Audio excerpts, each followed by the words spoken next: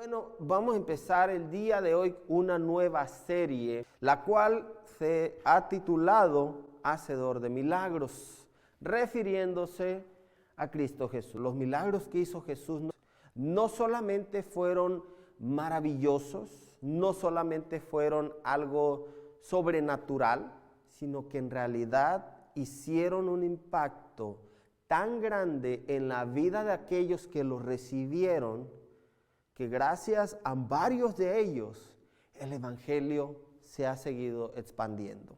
No fueron para entretener a nadie, no fueron para sorprender a nadie, fueron en realidad para apoyar las profecías que hablaban sobre eso, de que el enviado del Señor iba a hacer milagros, iba a hacer prodigios, pero también Jesús siempre pensó en qué impacto ese milagro podía hacer, no solamente en la vida de los que los recibieron, sino de aquellos que los miraron. La primera parte de esta serie va a estar enfocada en ciertos milagros de sanidad que Jesús hizo. El profeta Isaías fue uno de los profetas que habló más sobre este tipo de cosas que el enviado de Dios iba a hacer. Jesús, ya cuando había iniciado su ministerio, dice que visitó una sinagoga y pues a él se le dio el privilegio de leer las escrituras y dice que empezó a leer exactamente esta parte de Isaías en el capítulo 61. Dice, el Espíritu del Señor Omnipotente está sobre mí, por cuanto me ha ungido para anunciar buenas nuevas a los pobres, me ha enviado a sanar los corazones heridos, a proclamar liberación a los cautivos y libertad a los prisioneros, a pregonar el año del favor del Señor y el día de la venganza de nuestro Dios, a consolar a todos los que están de duelo y a confortar a los dolientes de Sión. Me ha enviado a darles corona en vez de cenizas, aceite de alegría en vez de luto, traje de fiesta en vez de espíritu de desaliento. Serán llamados robles de justicia, plantío del Señor, para mostrar su gloria. Ahí Jesús, cuando estaba leyendo todo eso, literalmente estaba describiendo lo que él estaba a punto de hacer, su ministerio. El profeta Isaías vuelve otra vez a mencionar algo relacionado sobre las cosas que Jesús iba a hacer. Ahí en Isaías capítulo 29, hay varios, no los voy a leer todos, pero dice Isaías capítulo 29 desde el 14, por eso una vez más asombraré a este pueblo con prodigios maravillosos. Perecerá la sabiduría de sus sabios y se esfumará la inteligencia de sus inteligentes. En aquel día podrán los sordos oír la lectura del rollo y los ojos de los ciegos podrán ver desde la oscuridad y la penumbra. Los pobres volverán a alegrarse en el Señor, los necesitados se regocijarán en el Santo de Israel. Y si seguimos leyendo Isaías 35, habla también eso, habla sobre los milagros que este enviado de Dios iba a realizar cuando estuviera aquí. El mismo Dios estuvo buscando a alguien para depositar su poder, para depositar todo su unción sobre esta persona. Estuvo buscando un hombre, un ser humano. Pero dice la Biblia que Dios no lo encontró, que Dios estaba buscando a alguien en quien pudiera depositar todo esto. Y no lo encontró. Entonces tuvo que venir mismo Dios tuvo que renunciar a su reino, renunciar a su trono y nacer como ser humano. Y a Él es al que le debemos hoy en día la salvación, a Jesús. Isaías 42 dice, este es mi siervo a quien sostengo, mi escogido en quien me deleito. Sobre él he puesto mi espíritu y llevará justicia a las naciones. Yo, el Señor, te he llamado en justicia. Te he tomado de la mano yo te formé, yo te constituí como pacto para el pueblo, como luz para las naciones, para abrir los ojos de los ciegos, para librar de la cárcel a los presos y del calabozo a los que habitan en las tinieblas. Ahí podemos encontrar todo lo que el profeta Isaías había hablado sobre este ungido, sobre este elegido. Mismo Dios realizando todos estos prodigios mientras estuvo aquí en forma de hombre, Jesús. Pero algo que no había notado el pueblo de Israel es de que ellos tenían un opresor mucho más grande que el mismo imperio romano. Recordemos que cuando Jesús nace aquí en la tierra, el imperio romano era el que estaba prácticamente subyugando casi toda la tierra, al menos todo lo que era Europa, el Medio Oriente, desde el norte hasta el sur, lo que es el norte de África, toda esa zona el imperio romano estaba controlando, incluso lo que era la nación de Israel. Jerusalén, lo que era la capital antes de la nación de Israel, era la única ciudad, si se puede decir, de lo que era antes la nación de Israel, que todavía mantenía o trataba de mantener sus costumbres de adorar un solo Dios, de realizar los sacrificios, todas estas cosas que el pueblo de Israel, desde el profeta Moisés, había recibido, todas estas leyes, todas estas costumbres, todo pues para glorificar el nombre de Dios. Pero el pueblo de Israel miraba a los romanos como aquellos cautivadores, aquellos que estaban controlando, aquellos que estaban prácticamente subyugándolos. Lo que ellos rogaban a su Dios era ser libres, para que Israel volviera a ser como en los tiempos del rey David, como en los tiempos del rey Salomón, una nación poderosa, una nación que se gobernara por sí misma y que tuviera la libertad de realizar sus costumbres, de seguir sus políticas, todas estas cosas que el pueblo de Israel había recibido desde el profeta Moisés. Sin embargo, Dios miró otra cosa. Dios miró que más que una opresión política, militar, el pueblo de Israel, y no solamente ellos, sino que toda la humanidad estaba siendo cautiva sobre un imperio más grande, un imperio invisible, un imperio que muchas personas ni siquiera le ponían atención. Y estoy hablando del imperio de la muerte, el imperio del pecado. Antes de Jesús venir y libertar al pueblo de Israel de la opresión romana, como los israelitas creían que iba a ser, Jesús vino a libertar no solamente a los israelitas, sino a todo el mundo del imperio del pecado. Y eso lo podemos leer ahí en Romanos.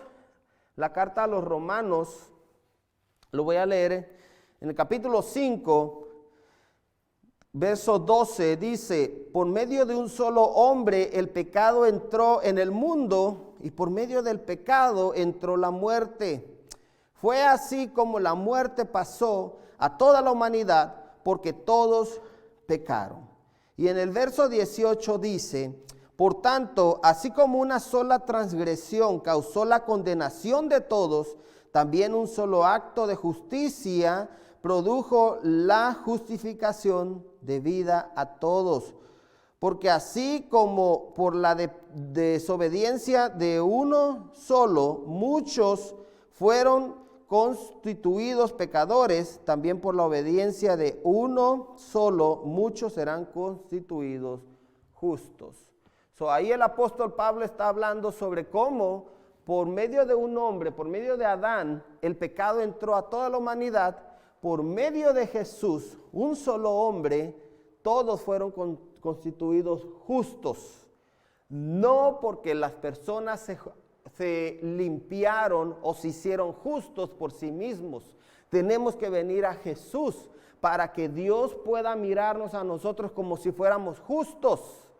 Porque esto siempre se lo he dicho a varias personas. No importa qué tantas buenas obras tú hagas, no importa qué tanto dinero tú dones a una iglesia o a alguna organización sin fines de lucro, no importa qué tantas obras de caridad tú hagas, nada te puede limpiar del pecado.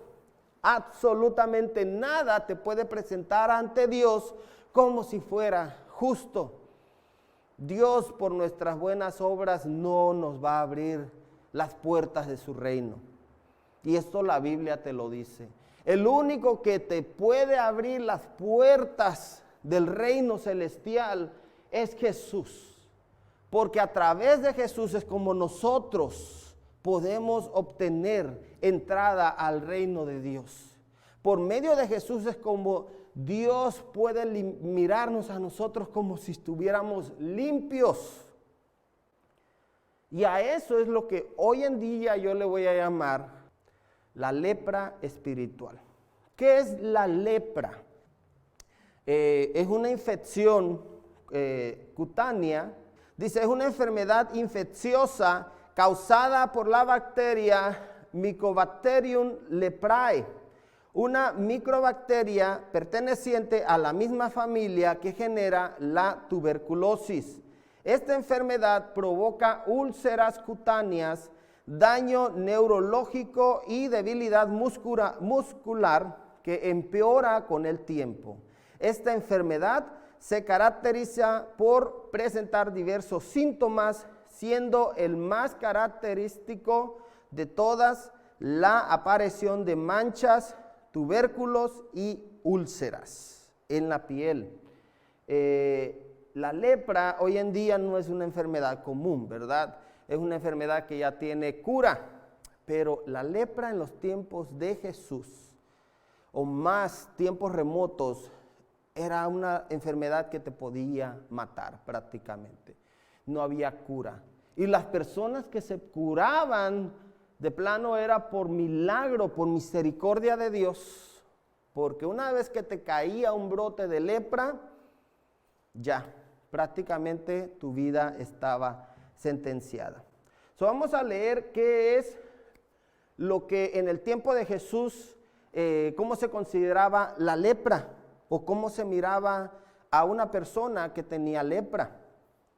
Dice ahí en el libro de Levítico, Levítico es uno de los libros de la ley, estas leyes que recibieron del profeta Moisés, Dios hablándole a Moisés y diciéndole a Moisés, dale estas leyes, dile a mi pueblo qué es lo que tienen que hacer, qué es lo que no tienen que hacer. Cuando el pueblo de Israel apenas había salido de Egipto y estaban a punto de hacer una nueva nación. Todas estas leyes fueron la constitución que el pueblo de Israel recibió de parte de Dios. Y en Levítico capítulo 13, verso 45 leemos, la persona que contraiga una infección se vestirá de harapos y no se peinará, con el rostro semicubierto irá gritando, impuro, impuro. Y será impuro todo el tiempo que le dure la enfermedad. Es impuro, así que deberá vivir aislado y fuera del campamento. Cuando el pueblo de Israel se estaba trasladando desde Egipto a lo que sería la tierra prometida, pues vivían en campamentos. Pero una vez que el pueblo de Israel se estableció, pusieron lugares designados para personas que sufrían este tipo de infección. Una persona, si tú vivías en el tiempo de los inicios del pueblo de Israel y te salía alguna mancha blanca o algo que pudiera verse como una infección, tú tenías que ir y presentarte al sumo sacerdote. El sumo sacerdote iba a mirar esa infección y te iba a dar unos días, como diciendo, vamos a ver si se va por sí sola. Cuando regresabas y tenías todavía esa infección, el sacerdote te iba a lavar, iba a hacer un tipo de ceremonia para ver si después de eso la infección se iba. Si ya regresabas por tercera vez ante el sumo sacerdote y miraba que esa cosa seguía ahí, o a lo mejor hasta iba creciendo, te daba 7 días, en donde tú por 7 días no podías acercarte a nadie. Prácticamente tú te encerrabas a lo mejor en tu tienda o en tu vivienda en donde tú vivías, y por 7 días tú eras impuro. Pasando esos 7 días, tú regresabas al sumo sacerdote, y si el sumo sacerdote miraba que esa enfermedad, esa infección seguía creciendo o seguía ahí, te daba otros 7 días de gracia para ver si se te quitaba. Pero desgraciadamente, si pasaban esos días, esos 7 días más, y la infección seguía ahí y seguía creciendo, no te quedaba de otra más que declararte impuro. ¿Qué significaba eso? Que tú tenías que salir de la ciudad, salir del campamento, dejar toda tu vida atrás y empezar una vida solo. Si una persona todavía tenía como una infección no tan grande, la persona podía ponerse harapos, cubrirse ahí la cara más o menos y andar entre la gente, pero cada vez que iba entre la gente tenía que ir gritando impuro, impuro, y las personas se iban haciendo a un lado.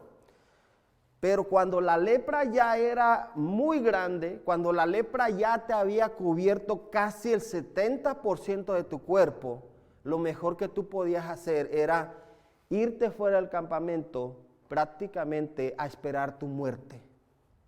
Si tenías familiares y si esos familiares te amaban de verdad, esos familiares iban a esos lugares y te llevaban comida, te lo dejaban en un lugar en donde ellos pudieran estar lejos y no exponerse a ti, porque esa enfermedad era contagiosa. Si una persona se acercaba a un leproso, pueda que se contagiaba. Ahora hablemos del sufrimiento moral. Un padre abandonar a su familia, una madre abandonar a su familia, un hijo, un hermano, cualquier persona renunciar completamente a su vida. ¿Por qué? Porque es impuro. Porque según la ley de Moisés, esa persona era impura. ¿Qué hizo esta persona para contagiarse de la lepra, para adquirir la lepra? Tal vez nada. Tal vez absolutamente nada, no, tal vez ni lo merecía. Tal vez era la persona más dadivosa de ese tiempo. Tal vez hacía muchas cosas buenas y nada más de la noche a la mañana le salió lepra. ¿Por qué? Porque era una enfermedad muy común en ese entonces. No era un castigo de Dios, era simplemente algo que era parte de la vida cotidiana. Y cuando eso te caía, pues tenías que prácticamente abrazar, aceptar tu realidad. Pero el sufrimiento moral, tener que ser apartados, tener que ser rechazados, tener que ser marginados, eso era la vida de un leproso en los tiempos de Jesús. Cuando viene Jesús y se encuentra con varios de estos leprosos, Jesús miró que varios de ellos sufrían, pero también sufrían ese rechazo por la sociedad. Porque muchas veces, es verdad, hay leyes que constituyen tal vez a personas que son por X razón condenados o marginados según la ley. Pero eso no significa que nosotros tengamos que marginar a estas personas.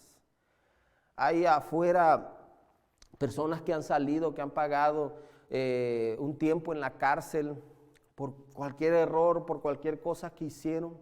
y salen allá afuera a ser parte de la sociedad. ¿Y qué es lo que pasa? La sociedad los margina, la sociedad los mira como que ya están marcados. Y es así como miraban a los leprosos en el tiempo de Jesús.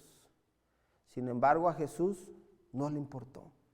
A Jesús, Él dijo, yo para eso fui enviado, para eso vine a este mundo, a sanar a los quebrantados de corazón, a darle libertad a los cautivos. Y Él estaba hablando, no solamente estaba hablando darle libertad a las personas del pecado, porque exactamente cuando Él murió y resucitó es lo que hizo, darle libertad a todos nosotros, la libertad de poder entrar o ser parte del reino de Dios y ya no ser cautivos o esclavos del pecado, aunque muchos todavía no entienden eso. Jesús hablaba con estas personas y les decía, ustedes son esclavos. Y las personas le decían, nosotros somos descendientes de Abraham, nunca hemos sido esclavos de nadie. Pero Jesús no se estaba hablando de la esclavitud física, estaba hablando de la esclavitud espiritual, de cómo la persona muchas veces está esclavizada a vicios, a malas costumbres. Personas que a veces dicen, yo quiero renunciar a esto, pero no puedo. Es porque es esclavo del pecado. O cuántas veces a lo mejor tú te has preguntado, yo quiero empezar a hacer algo diferente, quiero hacer algo en mi vida, pero hay algo que me detiene, hay algo que por más que yo quiero, siempre me jala para atrás. Es porque hay cadenas espirituales en tu vida y esas cadenas espirituales solamente Dios las puede romper. Solamente Dios puede hacernos libres. Jesús le dio libertad a los cautivos, empezando por las personas que Él tocó mientras Él estuvo en su ministerio. Estas personas que con sus milagros Él impactó. Y voy a hablar sobre estos leprosos. En Lucas capítulo 5 podemos mirar la historia de un leproso. Dice, en otra ocasión, cuando Jesús estaba en un pueblo, se presentó un hombre cubierto de lepra. Al ver a Jesús, cayó rostro en tierra y le suplicó, Señor, si quieres, puedes limpiarme. Jesús extendió la mano y tocó al hombre. Sí, quiero, le dijo, queda limpio. Y al instante se le quitó la lepra. Jesús, según la ley, tenía prohibido tocar a ese hombre, siquiera estar cerca de ese hombre, o sea, tenía prohibido, pero Jesús, y ahí podemos ver el gran amor de nuestro Dios. A Jesús no le importó si este hombre estaba leproso, Jesús tocó al hombre. Imagínense el impacto que habrá hecho. Tal vez este hombre nunca, por todo este tiempo que tuvo la lepra, todo este tiempo no había sentido a lo mejor el afecto de alguien, no sentir un abrazo, no sentir a alguien que esté contigo en los momentos difíciles. Sin embargo, vino Jesús y lo tocó, porque a Jesús no le importa quién eres, a Jesús no le importa qué es lo que has hecho. Jesús va a venir, se va a acercar y te va a decir, yo quiero darte libertad. Yo quiero que seas limpio. Y es lo que pasó con el leproso. ¿Cuánto tiempo a lo mejor el leproso no sintió a alguien que le hiciera una muestra de afecto? ¿Cuánto tiempo tal vez el leproso estuvo así, marginado, alejado, atacado, tachado por la sociedad? Sin embargo, Jesús dijo, yo quiero, sé limpio, sé limpio. Ahí en otra ocasión podemos mirar también en Lucas capítulo 17, si lo quieren leer en casa, 10 leprosos que también le pidieron a Jesús que los limpiara y Jesús los sanó a todos. ¿Pero qué pasó? Solamente uno regresó a darle gracias. Jesús le dijo, vayan, preséntese ante el sumo sacerdote muéstrenle que ustedes ya son limpios. ¿Para qué? Para que ellos pudieran realizar otra vez su vida, para que pudieran otra vez ser parte de la sociedad. ¿Por qué? Porque la lepra ya no estaba, ya estaban limpios. Pero de esos 10 leprosos, solamente uno regresó a los pies de Jesús a decirle gracias. Y todavía Jesús le dijo, no digas nada, no digas que yo fui. Pero ¿qué pasó? El leproso estaba tan agradecido que él le contó a todo mundo. Le contó a todo mundo lo que Jesús había hecho. Porque es lo que pasa cuando una persona está agradecida. Eso es lo que pasa cuando una persona ha recibido un milagro de Jesús. No se puede quedar callado. Le dice a todo mundo, le dice a su vecino, le dice al compadre, le dice a la comadre, le dice al primo, le dice a la tía, Jesús hizo un milagro en mí. Pero no siempre los que reciben milagros de Dios van a ser agradecidos. No siempre. Vamos a ver personas que queremos estar aquí en la presencia del Señor, porque estamos agradecidos, porque en otro tiempo fuimos leprosos, porque en otro tiempo fuimos tachados por la sociedad, porque en otro tiempo fuimos la escoria de la sociedad, porque en otro tiempo mismo familia tal vez nos tachó y nos dijo, este va a ser de lo peor. Este niño cuando crezca no va a tener futuro. Este niño cuando crezca va a ser de lo peor. Y tal vez sí. Cuando crecemos somos de lo peor. Pero cuando mismo tu familia, cuando mismo la sociedad se aleja de ti y te dice, no, tú ya estás marcado por la sociedad, tú eres lo peor. Va a venir uno que te va a amar por quien eres. Y va a extender su mano y te va a tocar. Y con ese toque te va a mostrar todo su amor. El amor que tal vez nunca has recibido en toda tu vida. Pero aquí quiero que entiendas lo importante. Él no solamente te va a tocar, Él te va a limpiar. Te va a dar una nueva vida. Y una vez que te limpie, ya queda de ti si tú quieres permanecer limpio. Queda de nosotros. Él ya hizo todo. Jesús ya hizo todo, hizo los milagros que tenía que hacer para demostrarnos que Él nos ama. Y nosotros, varios de nosotros, tal vez físicamente no estábamos leprosos, pero internamente sí lo estábamos. Yo fui un leproso espiritualmente. La lepra por dentro, muchas veces tal vez físicamente no se miraba, pero mucha gente lo podía sentir. Y a lo mejor tú eres uno de ellos.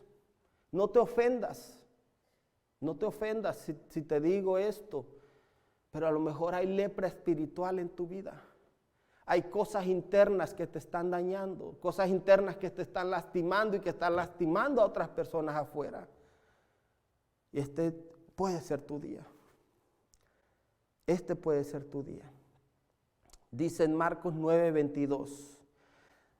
Si puedes hacer algo, ten compasión de nosotros y ayúdanos. Un padre pidiéndole a Jesús que sanara a su hijo. ¿Cómo que si puedo? Pero el que cree, todo es posible, le contesta Jesús. Sí creo, exclamó de inmediato el padre del muchacho. Ayúdame en mi poca fe. Jesús te está diciendo, todo es posible para el que puede creer. ¿Cuál es el milagro que tú quieres el día de hoy de parte de Dios? Dios lo sabe. Dios lo sabe. Cada una de las cosas que nosotros necesitamos, Él las sabe. Pero en este momento, Dios quiere que tú vengas a Él. Y así como lo hizo el padre del muchacho que sufría ataques epilépticos, así como lo hicieron estos leprosos y le dijeron, Señor, ayúdame. Señor, si tú quieres, haz el milagro. En ese momento, Dios está esperando que tú abras tu boca y tú le digas, Señor, yo quiero que me ayudes. Quiero que me ayudes en esto. ¿Es algún vicio? ¿La drogadicción? ¿El alcoholismo? A lo mejor estás teniendo problemas en tu matrimonio, problemas financieros porque tal vez no has aprendido a administrar el dinero como debe de ser. Alguna enfermedad, el cáncer, estás batallando con algo. Para Dios no hay nada imposible siempre y cuando tú lo creas. En este momento yo voy a orar para que sea Dios haciendo el milagro en tu vida, pero sobre todo para que tú empieces a creer en su salvación. Hoy puede ser el día que tú recibas ese milagro. Vamos a orar.